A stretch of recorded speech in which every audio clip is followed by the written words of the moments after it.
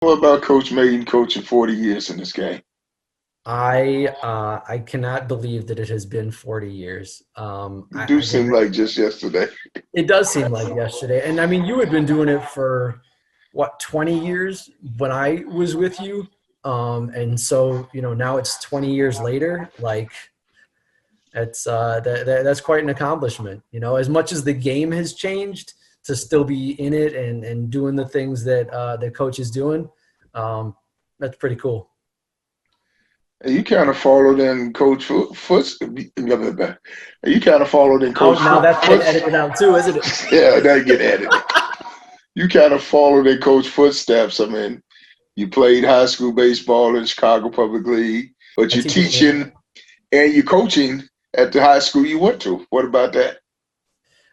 Yeah, I mean, getting to be a coach is coaching is great, and I can see why you've been doing it for 40 years. Because it's fun. I mean, it's just fun to coach and be around kids and see them grow and see them succeed and see them grow up and that kind of thing. So again, you take those lessons of like have high expectations, but at the same time, like make it fun and enjoy what you're doing with the kids and get to know them as people.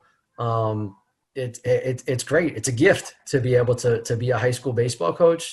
I mean, there's so many people who you talk to and they're like, oh, I used to play and I miss it and da da da. And I'm like, I don't miss it because I never left it. And we had um, our second son. My wife was kind of like, hey, why don't you take a break? Like, you know, it's a lot. And I was like, I can't. Like it's not, if you take a break from it, there's no break. Like you're done. It has to be a part of you. And so I'm just very lucky to be. I'm very lucky to be just like Coach Mayden and, a part of the coaching fraternity. I mean, you could almost say that me and Coach Mayden are basically twins. So, yeah. Yeah, can't you see the resemblance? And then I mean, when you play or a player, and then you transfer over and become a coach, you understand that the players become more than just players; they become a part of you. You Hmm. know, you. I've always been what you call a players coach, so they tell me everything. I know what going off the field, on the field, everything, and they just have that, I guess, respect or confidence in me that I'm like part of the family. Yeah, well, you would be honest with us. That was the big thing is like I never felt, and I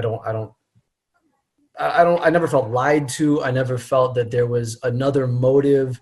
I never felt that there was favoritism. It was always just like, you're here, if you give your best effort, that's all I ask. And I'll give you, my best effort. Um, yeah. Is that when you treat people fairly, you let people know that you care about them. And there are times where like you need to get yelled at. There are times when you need to run 10 laps for missing the cutoff man And you at would run the practice. coach made program. You would run. Right. You would run. But there were also times where you might have made a mistake and coach would put his arm around you and just say, hey, it's all right, get him next time. I think That that didn't as a happen too coach, often, though.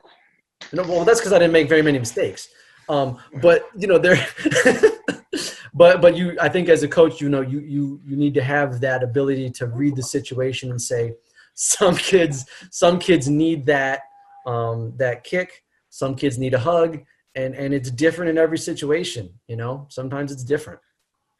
And coach always did have his motto in his program. Now, there was only one superstar in the program, and that was me.